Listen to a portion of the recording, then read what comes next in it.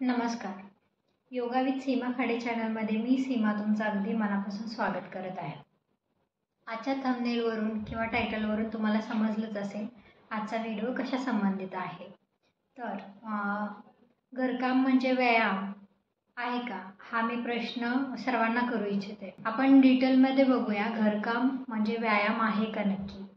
तर हे बघण्या अगोदर आपण थोडंसं मागे जाऊया. मागे म्हणजे काय की पूर्वीची थोडीशी लाईफस्टाईलबद्दल जाणून घेऊया आणि आत्ताच्या लाईफस्टाईलबद्दल. तर पूर्वीच्या ज्या स्त्रिया होत्या तर त्या सूर्योदयाच्या अगोदर बरीचशी कामं त्या फिनिश करायच्या. जसं की उठल्यानंतर राख भरल्यानंतर चुलीला पोत्यारा देणं, त्याच्यानंतर सडा टाकणं अंगणात. तर सडा टाकताना आपण बघूया याच्यामध्ये कोणते कोणते अवयवांचे व्यायाम होत आहेत. तर जेव्हा आपण सडा कालवतो तेव्हा हातांचा नापकोस व्यायाम होतो. त्याच्यानंतर आपण जेव्हा सडा पूर्ण अंगणात पसरवत असतो त्यावेळी आपण खराट्याने किंवा पूर्वी तर खराट्यानेच सडा टाकला जायचा आणि सारवणे वेगळं सडा टाकणे वेगळं. मी सडा टाकण्याबद्दल बोलत आहे. पूर्वीच्या वेळी सडा कालवून स्त्रिया पूर्ण अंगणभर त्या टाकायच्या. त्याने काय व्हायचं की जेव्हा त्या टाकायच्या तर त्यावेळी खराट्याने जेव्हा त्या पूर्ण पसरवत जायच्या तर त्यावेळी हातांचा, मनगटांचा, कोपऱ्याचा, अगदी खांद्याचा व्यायाम इथे होत होता. त्याच्याबरोबरच ओटीपोटाचा, त्याच्यानंतर कमरेचा, आपल्या पूर्ण पायाला ताण. आपण जेव्हा खाली फॉरवर्ड बेंडिंग करतो तेव्हा आपल्या पूर्ण पायाला मागे ताण भेटत असतो, बॅक ऑफ द लेगला पूर्ण. ओके, हा पूर्ण व्यायाम सडा टाकण्यामध्ये येतो. ते सडा टाकून झाल्यानंतर मग पूर्वी जे धान्य दळलं जायचं ते तेव्हा आटाचक्की नव्हती तर त्यावेळी जात्यावरती ते दळण दळलं जायचं आणि आत्ताच्यासारखं किलोवरती तेव्हा दळण दळलं जात नव्हतं. पायली असायची, 4 शेरांचं एक पायली. मग असं ते दळण दररोज दळलं जायचं, फ्रेश आटा असायचा. स्त्रिया हे काम सकाळी उठून सूर्योदयाच्या अगोदर करायच्या.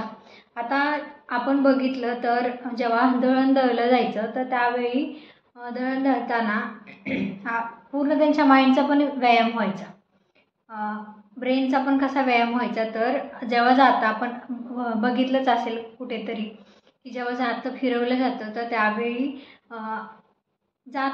फिरत असतानाच त्यामध्ये धान्य टाकलं जायचं आणि त्याच्यानंतर ते मग फिरवलं जायचं. मग ही जी कृती आहे ती एकाच वेळेस केली जायची. त्याने काय व्हायचं की आपलं ब्रेन विथ ॲक्टिव्हिटी ह्या दोन्ही गोष्टी एक सायमल्टेनियसली केल्यामुळे ब्रेन पण ॲक्टिव्ह राहायचं आणि एकाग्रता त्याच्या कामामध्ये असायची. आणि पूर्ण जातं फिरवताना आपल्या हाताचा पण व्यायाम होते, ओटीपोटाचा व्यायाम होते. आणि आपण योगामध्ये जरी बघितलं ना तर योगामध्ये पण चक्की चलासन एक आसन आहे ज्याच्यामध्ये पूर्ण जातं फिरवल्यासारखं आपण अप्पर बॉडीला पूर्ण गोलाकार दिशेमध्ये फिरवत असतो. तर याने कमरेचा व्यायाम होतो, मणक्याचा व्यायाम होतो, ओटीपोटाचा होते, आपले इंटरनल ऑर्गन्स छान राहत आहे, डायजेस्टिव्ह सिस्टीम इम्प्रूव्ह होते आणि हाताचा सुद्धा व्यायाम होतोय. ही 2 कामं झाली. त्याच्याबरोबर तिसरं काम असायचं की आड असायचं, आडातून स्त्रिया पाणी काढायच्या. मग तेव्हा ती दोर असायची, दोर वरती खेचल्यानंतर पाणी वरती यायचं. मग ते जे ओझं आहे जेव्हा वरती काढलं जायचं तेव्हा मसलवरती काम व्हायचं, हाताचे मसल स्ट्रॉंग बनायचे. मग हे पण काम असायचं. आता हे पूर्वी जे कामं होती ती कामं अगदी आरोग्यासाठी फायदेशीर होती. पण आत्ताच्या आधुनिक तंत्रज्ञानामुळे काय झालं आहे की काम तर पटकन होते परंतु अवयवांचा एवढा आपण यूज नाही करत आहे. आपण ब्रेनचा यूज करतोय पण शरीराचा यूज करत नाही आहे.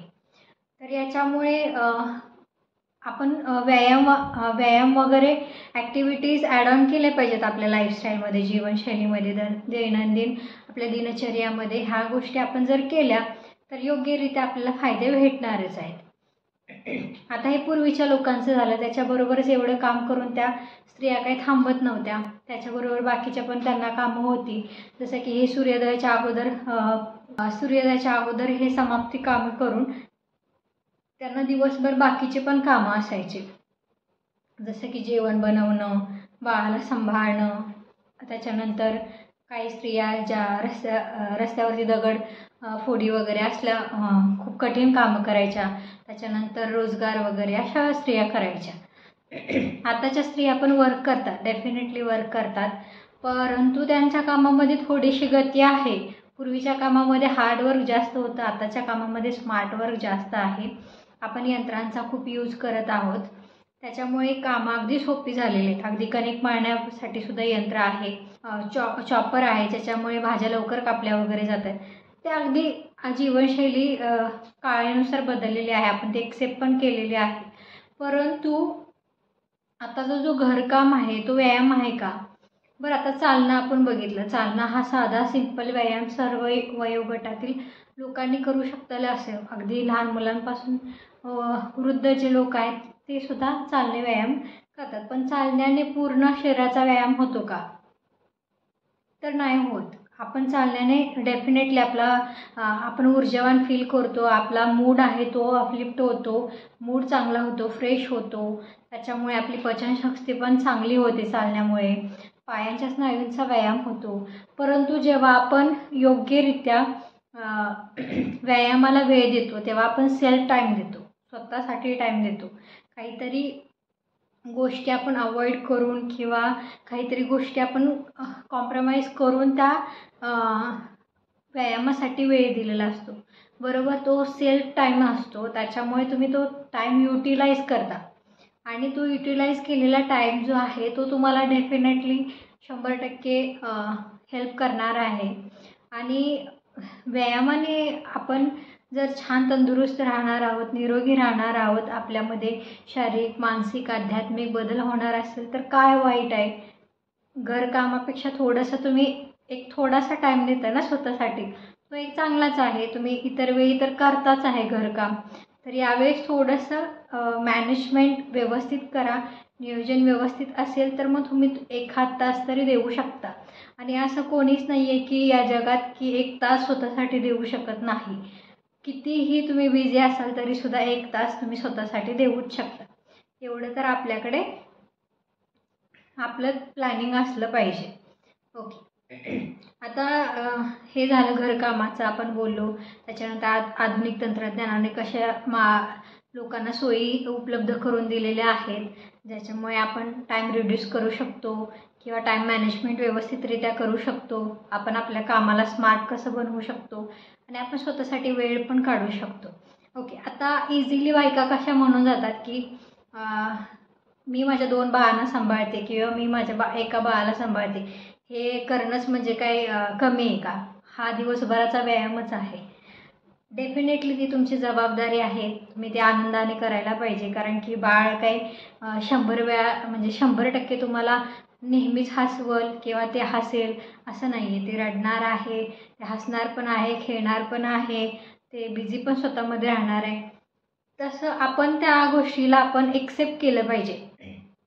बाळ ही जबाबदारी नक्कीच छोटी नाही आहे, खूप मोठी आहे. ती हँडल करणं पण खूप मोठी जबाबदारी आहे. परंतु बाळ सांभाळणं हा एक व्यायाम नाही आहे, आपण त्याला कन्सिडर करू शकत नाही व्यायामामध्ये.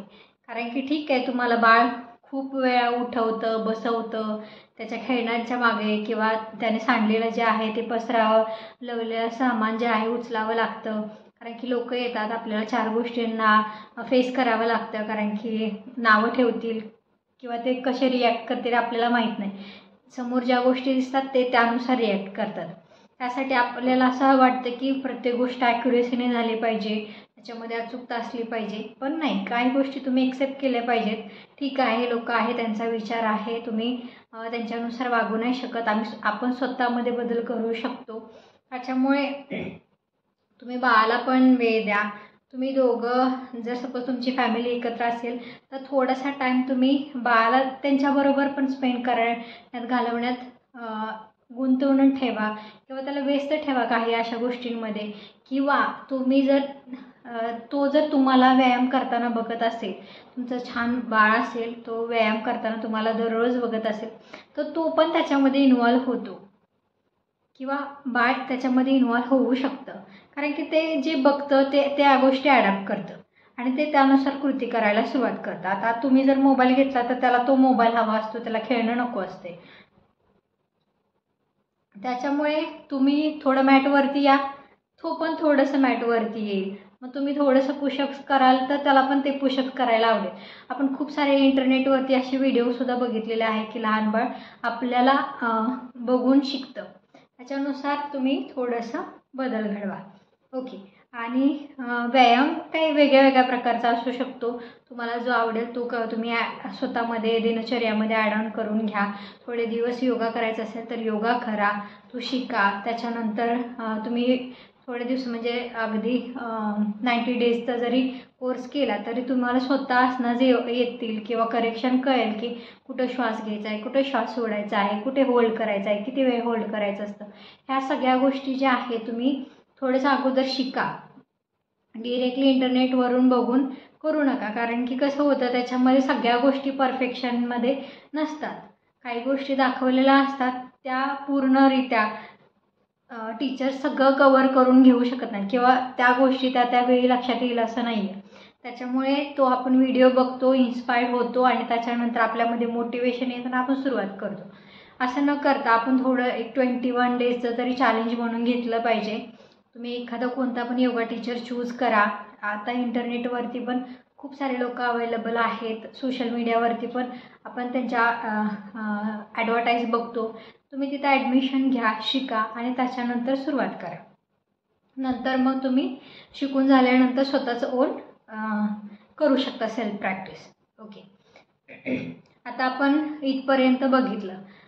त्याच्यानंतर योगा बघितला, व्यायाम बघितला, त्याच्यानंतर घरकाम बघितलं, थोडासा टाईम स्वतःमध्ये कसा द्यावा हे मी तुम्हाला सांगितलं, नियोजन कसं असावं याबद्दल आपण बोललो. इथपर्यंत तुम्हाला काय क्वेरी असेल तर तुम्ही मला डेफिनेटली कमेंटद्वारे कळवू शकता. मी नक्कीच त्याचा प्रयत्न करेन उत्तर देण्यासाठी. ओके. अशाच नवनवीन व्हिडिओसाठी तुम्ही आमच्या चॅनलला लाईक, शेअर आणि सबस्क्राईब करायला विसरू नका. धन्यवाद.